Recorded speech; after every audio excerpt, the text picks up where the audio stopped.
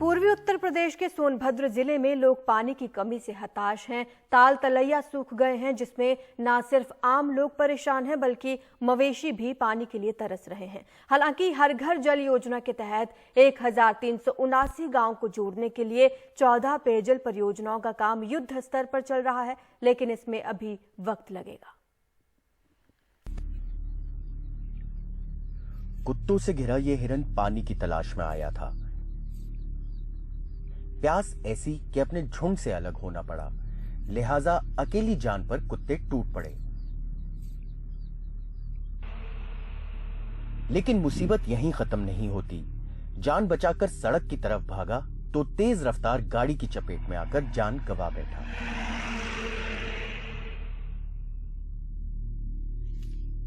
सोनभद्र के कई इलाकों में इन दिनों तेज गर्मी की वजह से पानी की तलाश में भटक रहे कई जानवरों का यही हाल हो रहा है।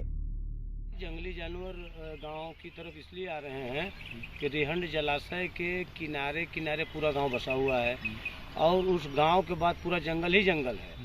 तो जंगल में कहीं भी पानी का जल स्रोत बचा नहीं है। जो नदी नाले थे, ढोड़ा थे, सब सूख गए। टोटल जंगल में पानी का कोई स्रोत नहीं है बचा हुआ, जिसकी वजह से जंगली जानवर गांव की ओर ही आते हैं।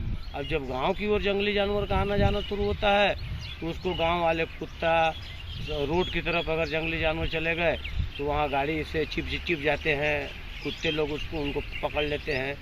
तो कुल मिला के सरकार को जंगलों में जानवरों को पीने के लिए पानी का समुचित स्टोर करना चाहिए, ताकि जंगली जानवर गाँव की ओर रुख न कर पाए। पानी की तलाश में गांव की तरफ आ रहे इन जानवरों को क्या पता कि गांव में भी पानी नहीं है। ताल तलैया सूख गए हैं। पानी की तलाश में हर सुबह गांव वाले सर पर बर्तन रखकर मीलों सफर तय करते हैं। तब भी उन्हें गड्ढा खोदकर गंदा पानी ही नसीब होता है।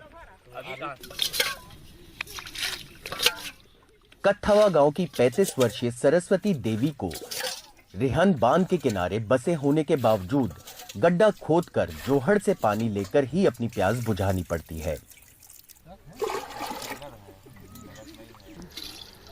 पानी तो डैम का खराब है, तब क्यों पीते हैं? अरे क्या करें, यही पीते हैं। हैंडपंप नहीं है, डॉक्टर मना करते हैं, तब फिर भी यही पीते हैं पानी। सोनभद्र जिले में तकरीबन 35,000 हैंडपंप लगे हैं। फिर भी दर्जनों गांव ऐसे हैं जहां एक भी हैंडपंप नहीं है। और जो 35,000 हैंडपंप लगे हैं, इनमें से भी कुछ ही पानी उगलते हैं। करीब 200 की आबादी वाले मकरा ग्राम पंचायत के कत्थवा गांव में एक भी हैंडपंप नहीं है। 2 बार बोर कोशिश हुई और दोनों बार पथरीली जमीन की वजह से नाकामी ही हाथ लगी। सोनभद्र के जोड़ूखाड़ के सोननगर में पहली बार जिला अधिकारी के आदेश के बाद टैंकर से पानी की आपूर्ति हो रही है। करीब 4 किलोमीटर एरिया में फैले 500 आबादी वाले इस गांव में एक भी हैंडपंप नहीं है। वन विभाग वन भूमि में बसे होने के कारण यहां हैंडपंप लगने नहीं देता है। जिला अधिकारी की इस पहल से लोगों ने राहत की सांस ली है। तब भी 2 बाल्टी पानी के लिए यहाँ के लोगों को मीलों की दूरी तय करनी पड़ती है। टैंकर से पानी की सप्लाई से उस इलाके को लोगों को कुछ राहत तो मिली है, लेकिन फिर भी 60 वर्षीय कैलाश अगरिया को 10 लोगों के परिवार की प्यास बुझाने के लिए रोज सुबह और शाम 4 किलोमीटर की दूरी तय करनी पड़ती है, महज 2 बाल्टी पानी के लिए। इससे राहत हो रहा है सर, इसलिए कि भाई हम लोग कुआड़ का पानी पीते थे, तमाम प्रकार के सर्दियाँ जुकाम बुखार हो जाते थे। अच्छा है। और जब तक टैंकर से पानी मिला तब तक हम लोग भी स्वतंत्र हैं। हाँ। गौरतलब है कि पिछले साल कम वर्षा होने के कारण सोनभद्र के 10 ब्लॉकों में से 5 ब्लॉक का जल स्तर नीचे आ गया है। 4 सालों में लगातार भूगर्भ जल स्तर में गिरावट आई है। 10 विकास खंडों में से दुद्धी व Nagwa, Robertsganj, Ghorawal, Myorpur block critical zone में चले गए हैं।